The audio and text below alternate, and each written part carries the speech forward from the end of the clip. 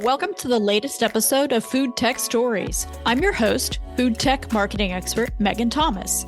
FoodTech Stories features the leaders pioneering new approaches to technology, collaboration, and storytelling in the food tech and ag tech space. Food and agriculture are changing, and fresh ideas and leadership are needed to sustainably feed the growing global population.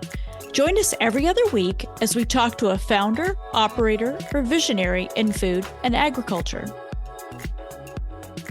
I'm thrilled to introduce our guest today, who is Julie Post-Smith, Chief of Commercial for Superbrewed Food. And Superbrewed Food is working on bringing better postbiotic products to the marketplace, specifically the natural ingredient marketplace. Welcome to the podcast, Julie. Thank you. Thanks so much for having me, Megan. It's thrilling to be included in this storytelling series. Well, let's go ahead and dive right in. How has the landscape for alternative proteins changed in the last 5 years?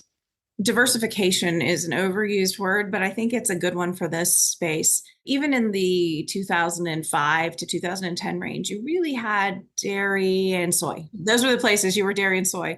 And we started to migrate. We were getting into dairy and it became more dairy and plant and fungal. Plant became a little bit more dominant in that it got variety. Didn't necessarily grow a lot, but it got more. You had your pea and your canola. Everybody was coming out with different plants that we could find the protein in. I remember. And then we had this push toward creating something exactly the same, but without the animal. Let's take a different cut of the same protein and recreate it. The interesting thing that we're doing is we're saying, hey, wait, there's more. We add an entirely new non-GMO all around better protein. And it's coming from a very natural, simple place, a bacteria. And are there many other players in this specific sector, or do you see yourself as unique?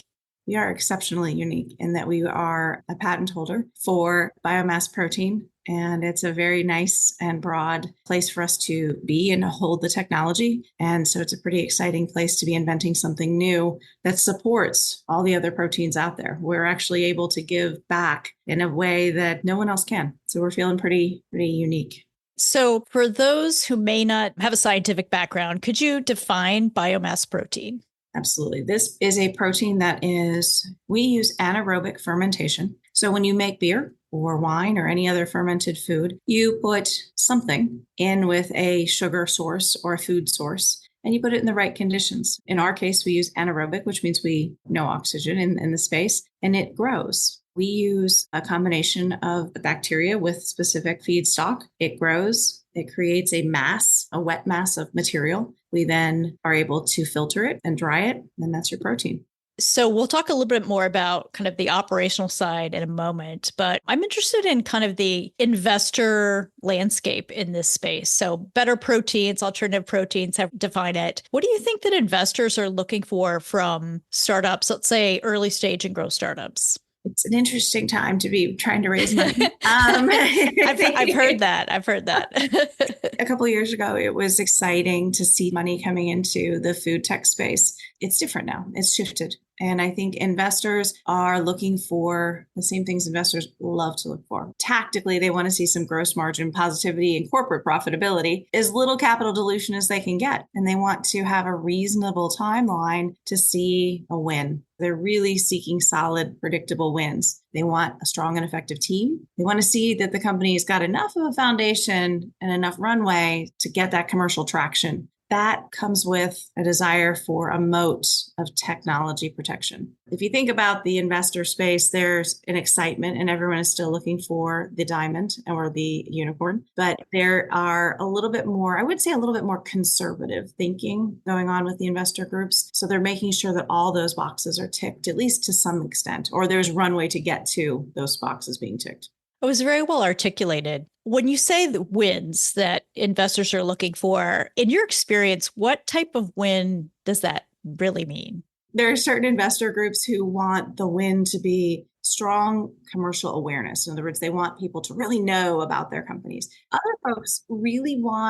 investor groups are looking for someone who quietly, steadily makes money and gets to a point where it can be transitioned either from a sale or from being acquired somehow or some way. Investors are looking for proof that they made the right choice in putting the money behind this concept or idea or company or team. you see different approaches out there and companies take different tacks and strategies. So there is no one size fits all answer, but I appreciate you answering that question. One of the things that we hear a lot about in the I'll call it alt protein space broadly, is that it's difficult to scale. It's expensive. Manufacturing is a challenge. How is the industry addressing this, do you think? I think what we're learning is that the industry can't apply the usual approach to manufacturing. You can't necessarily assume that scaling and volume will bring costs down. I think those assumptions maybe are taking longer than anticipated. There's limited assets available, technologies that are reliant on genetic modification or precision fermentation, new ways of manufacturing, they're limited. They must spend to create capacity.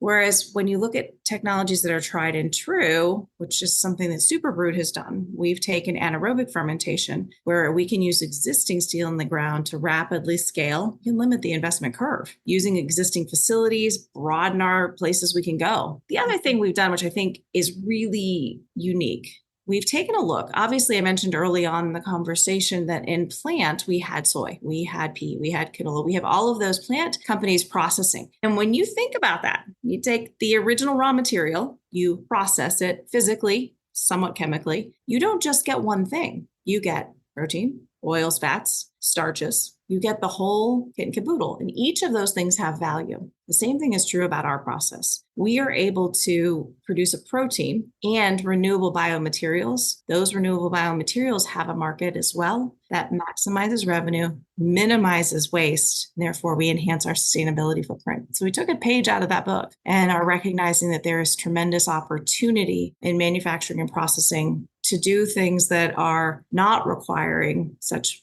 scale. And the sustainability component, obviously, sustainability is something that is often spoken about. Is this something that you see that your partners at Superbrewed are interested in, the sustainability dimension? We've done a lot. I think we all have, right? In this industry, if you're in the space, you've talked to a lot of folks and they say, oh my gosh, you have to be sustainable. You have to be animal free. You have to. The reality is it's not any one driving factor. We are all trying to make improvements across the entire space. So if you can be more sustainable and have taste and have texture and be affordable, they're all continuum elements are definitely important. So our partners are seeking the best available choices on the market today. It's an element of everybody's world and our ecosystem is certainly to leave less of a footprint and to enhance the production. We don't want to go too far into absorbing more natural resources than we can, but I certainly think that it's a factor. It's never the only.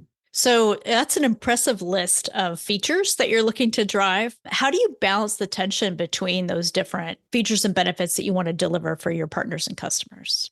Having the ability to say we offer 5 vitamins and 6 minerals inclusive of our protein. At the same time, we are 85% by protein weight. Those pieces alone are hugely important and foundational in the ingredient space. So that makes us on par with maybe some other products. But to have the ability to say, functionally, there are no applications that we have found where we are not as good as the best protein that's out there or better. So when you think about when you work with a plant protein, oftentimes you have to undo either an odor, a flavor, a color, or you have to work really hard to get your protein quality overall up. When you work with our protein, we're not necessarily trying to replace animal. We're not necessarily trying to replace plant. We're saying, hey, what's your deficiency that you have today that you're trying to solve for? And that's how we work with our customers. So if they're trying to reduce their dairy usage in a product, for example, and we can help offset that by bringing the protein up, we do that. If someone is saying, I'm having a functionality challenge when I use this plant protein, how can you help me? We'll help them create a hybrid. And then there are folks who say, I really want to get a lot of protein in a small space, and our protein doesn't gel.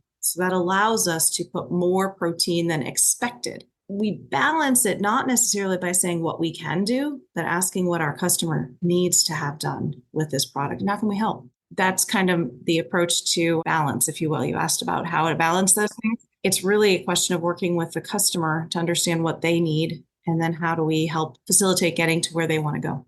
So you build alignment in that way. And then you also, I'm sure, stay laser focused on what's most important, which that makes a lot of sense. So how long have you been at Superbrewed? 3 years this month. Well, happy anniversary. Thank you. And what have you been most excited about during your tenure there? To watch a company that had fantastic idea and take that idea and say, well, we weren't headed in only one place. We wanted to kind of go as many places as we could and to hone in on where we were able to optimize. That's the nugget of the idea. So get it from nugget to full fruition and engaging with global leaders. It's pretty exciting. So to go from start to literally shelf with multiple products, it's relatively short timing if you think about it in this space. In this industry, Yes. The company has existed for a while prior to that, but to take this idea from nugget to shelf, it's pretty exciting. I bet that it is. Superbrewed Food has chosen to partner with large strategics. And what are your partners telling you about what it takes to be successful? I think what my favorite statement on all of that is that, gosh, you guys are different. You're defining something new and they're surprised. Oh, it works. It works. That's my favorite. Oh, it works. you promised, and it actually did what you said it was going to do. Wow. Okay. So I think that's kind of fun, right? I mean, it's kind of fun. It's always to have that element of fun and surprise and delight. We all like to, anyone in the products side of the world. Sure. Better to go that way. Sure. Exactly. The strategic piece of that would allow what's dynamic is that we usually go in through some sort of an innovation conversation and someone on the R&D team will evaluate the product and then they'll say, well, I'm trying to figure out which of our partners in the company to help to send this to. I can't come up with one I don't want to send it to. We're allowing different use cases. We're allowing them to work across the board and not providing them with the speed bumps. It allows them to move a little bit faster. That's why we're different. What our strategics are telling us is that we are helping them to define new use cases and we're helping them to make better end products. Interesting. So you had mentioned earlier when we were talking about replica products, right? So we call them analogs, right? We want to create a hot dog that includes no animal ingredients. And often during that process, you would be adding a lot of fat or salt or other types of things. The nutritional value would go down. When you're looking kind of in this greenfield space and you're going in with new applications, how do you think about how that fits with maybe potential consumers and what they're looking for? So when we think about those different applications, our partners are saying function, nutrition, supply, affordability, consumer acceptance, regulatory, all those protective things that they like to have for their brands. Because the consumer is wanting to try new and better. Consumer wants the whole experience. They want the whole experience without sacrifice. That's where we work together with the use cases. Someone called us the other day and said, hey, have you tried to do this? And we've said, no, I mean, that's one of those things that we'll love to do with you. Let's figure out where we can go and let's learn together what we might have to work on.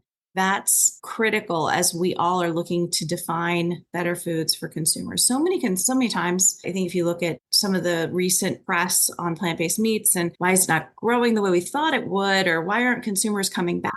I think there is a huge willingness to try. Consumers are like, yes, sign me up. I want to make my health better. I want to make my kids' life better. I want to make my family better. I want to make the planet better. Everybody's like all in. And then they try and something doesn't necessarily jive. When that happens, we all want to help bring them back to the table. We want to keep retention high. So what can we do together with our partners in these new applications? I think that's where we're really looking for consumer satisfaction.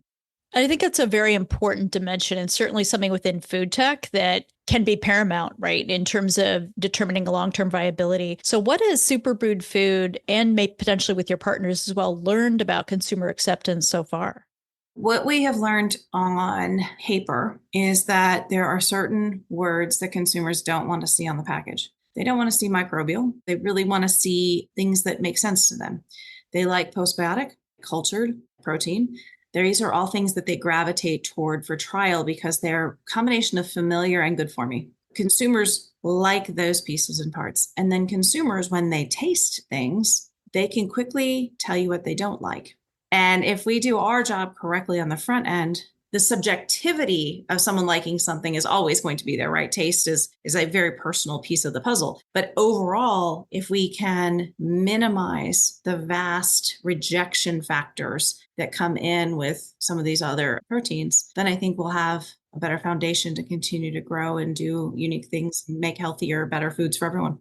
How do you think about the industry or the ecosystem supporting what you just talked about? Is there a grander need to be advancing understanding and awareness of food tech foods? I thought a lot about this. So I actually bounced it around with our CEO a little bit today. When you think about the ecosystem working together, so it's an assuredness. Are they working to advance the use case and enthusiasm? Each of those are really vital. And we all need to stay as unbiased as possible and look at the greater good and the greater picture and look for those little small changes to advance. There's a lot of excitement that comes with these different waves of different technology. You all of a sudden you'll read so much about, let's say, cell culturing, or you'll read so much about this new piece of the puzzle. I think the ecosystem as a whole, we need to kind of evaluate and work together in a moderation effect and say, we're all the boats are rising, right? So we're all in the same sea together. And we need to acknowledge that there are folks out there that are not going to be part of the hot topic of the week, but need to be supported and advanced as well. The fact that we're able to have this conversation today is so awesome because Superbrewed is, we're not doing precision. We're not doing a new modification of a technology. We're using existing tried and true. And this is not necessarily what you hear a lot about. And it's exciting to be a part and be able to tell our story, but we need to. We don't always get to emphasize the smaller pieces of the entire ecosystem the way we could. When unfortunately you have such very specific consumer focused trade groups that are related to maybe plant-based eating or vegan eating or things that consumers are very, very attuned to, those are so focused. And if you don't fit in that bucket, you're not necessarily getting the benefit. But you look at how the industry like GFI is working really hard to elevate everybody who's doing something a little different. You've got companies like BioMade who are trying to identify problems and challenges and getting all the right people around a table to solve the right problem. Those are inspiring. And I would be remiss if I did not mention Mista, who is a trade group who is definitely focused on helping innovation of all types see the light of day. And they do a really nice job of supporting. I see us in a very, very strong, powerful ecosystem. And we're all trying very hard to support each other and grow a new space. And I think that we always need to keep our eye on the bigger, better.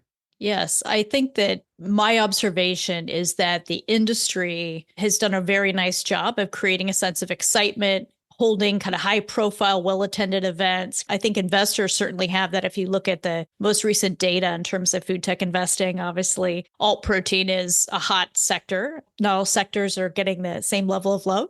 And then when I look to consumers, I feel like there's a bit of a chasm there, right? Because consumers maybe come in through a product. Maybe there's some awareness of emerging technologies, and certainly COVID accelerated that. Do you think there's a greater need for the alt protein or better protein ecosystem to connect with consumers and maybe even channel partners? I'm all about education for education's sake. I think we have to be very mindful of the bulk of the population, especially in the US. So let's look at the US population, are omnivore or flexitarian. So, I mean, that's the lion's share of folks. And if we spend a lot of time emphasizing what we are not to folks that are not necessarily seeking what we are not, then I think we're going to do a disservice. What I think we need to do is to emphasize overall to consumers that better food in general can be obtained through a balance of all different kinds of pathways. Reaching out directly as plant-based or animal-free is a fantastic way to hit folks that are looking for just plant-based or animal-free. But the omnivore community who may or may not be seeking that may not benefit from that message. And as I'll just say here, not all consumers are the same, right? So people are looking for different things. And I think what you said makes a great deal of sense. So looking to the future, what are you most looking forward to? I'm going to be in line at the grocery store to purchase the first product on the shelf. There's nothing better. There is nothing better. I love product. I love consumer product. I'm that person at the grocery store who's watching everybody shop and watching what they're putting in their baskets and not, and the choices that people are making and why. So to be able to have someone select and pick our product containing our ingredient off of the shelf is going to be that amazing moment for me. It'll probably sustain me for a good month of happy, just be so amazing. And then I'm excited for the rest of the launches, both our customers' product launches and our pipeline of innovation. I love to build partnerships. I love to help people achieve their business goals through products that we can help bring them. So I'm excited about all that. Any final comments about Superbrewed or maybe how people can find out more information about the work that you're doing? We would love to have you visit our website. You are welcome to reach out to me directly on LinkedIn, or if you just reach out to the company info email that's on our website, it will come to me and I'll be happy to respond, and would love to meet more people, love to talk more about different ways we can help advance this new space, and love to work with new partners. Great. Well, thank you so much for joining the podcast today, Julie. All the best. Thanks so much for having me. Thanks for joining us today on the latest episode of Food Tech Stories. Be sure and subscribe to our podcast on your favorite podcast platform, and keep an eye out for our bi-weekly episodes. I'm your host, Megan Thomas, founder of Ladris 17. Food Tech Stories is edited by TJG Media.